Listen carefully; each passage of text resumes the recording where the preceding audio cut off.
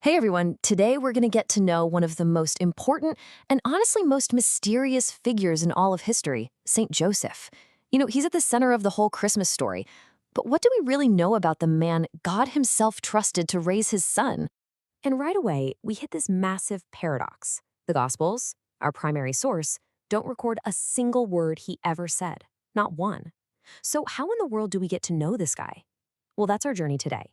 We're going to understand this silent man, not through his words, but through his incredible actions, the culture he lived in, and the sheer weight of the choices he had to make. All right, so to understand his actions, we have to start with the one single description the Bible gives him. It's a title that really unlocks his entire story. The Bible calls him a just man. Now, just here means so much more than just being a nice guy. In his world, it meant he was completely in tune with God, totally open and obedient. His whole life was oriented toward doing God's will. And believe me, that quality was about to be put to the ultimate test. Okay, so to really feel the gravity of Joseph's situation, we have to clear up a huge misunderstanding we have today about his relationship with Mary. We tend to look back and think of them through our modern lens, but the reality for them was way more intense. See, they weren't just engaged like we think of it. In first-century Jewish culture, marriage happened in two steps. Their betrothal was the first official step, and it was a legally binding marriage contract. In the eyes of the law, their family, their whole community, they were already husband and wife. This legal stage was called Kiddushin, and this is the absolute game changer in the story.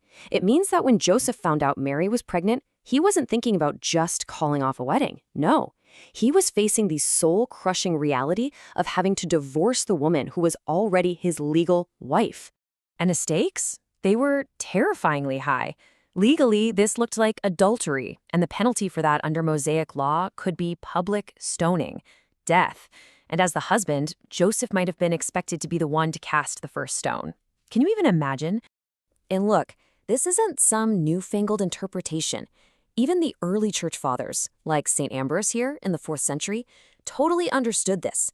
The marriage was real and binding from the moment that contract was made. The crisis Joseph faced was the crisis of a husband, plain and simple. So here's where his character just shines through, even before any angel shows up.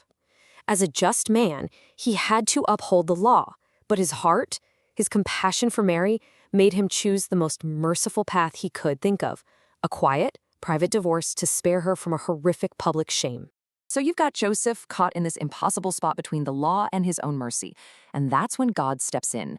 But not with a booming voice from the clouds. No, he speaks into the quiet of Joseph's own heart through dreams. And Joseph's response? It's instantaneous. Just look at this pattern. It's incredible. 4 times an angel comes to him in a dream with life or death instructions. Take Mary as your wife. He wakes up and does it. Flee to Egypt, now. He wakes up and they're gone. Every single time he just acts. No questions, no hesitation, just pure, unwavering faith in action. I mean, really think about the guts that took. To uproot your family, to flee your home and become a refugee in a foreign land, all to escape a murderous king. And you're doing it all based on messages you got while you were asleep? That isn't just belief. That is radical, courageous trust.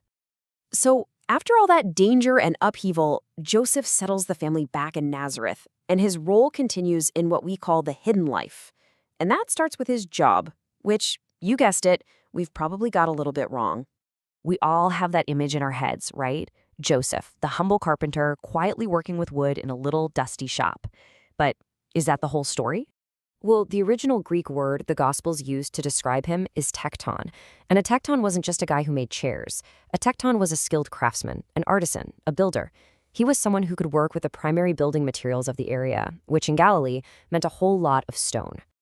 And get this, the archaeology of the area completely backs us up. Excavations right there in Nazareth show it was a quarrying town.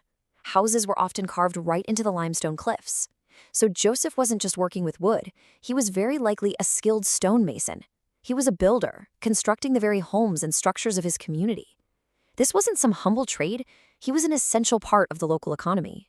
In his job as a Jewish father, wow, the responsibility was immense. He was in charge of Jesus' entire human upbringing. He taught him his skilled trade as a tekton, he educated him in the law and the scriptures, and he gave him his legal identity as a descendant of King David. He was the human model of fatherhood that Jesus looked up to every single day, a model of a protector, a provider, a man of quiet strength. So, when you put it all together, the quiet faith, the decisive action, the lifelong protection, what is the legacy of this silent man? What's the big takeaway? Well, over the centuries, the church has given him all these incredible titles: guardian of the Redeemer, protector of the Holy Family. And every single one of them points back not to what he said, but to what he did. They're all summaries of his actions, that quiet, constant work of guarding, providing for, and loving the Son of God and his mother. And this, right here, this is the heart of it all. Joseph's famous silence wasn't emptiness. It wasn't a lack of things to say. It was a state of being.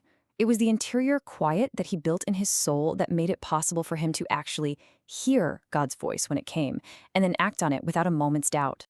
So in the end, Joseph's life leaves us with this powerful question. The man never preached a sermon. He never performed a public miracle. We don't have a single word he ever spoke. And yet, his quiet faith and his courageous actions literally changed the course of human history. It makes you wonder, doesn't it? What is the true power of a single life, lived not for the applause, but in silent faithfulness and courageous love?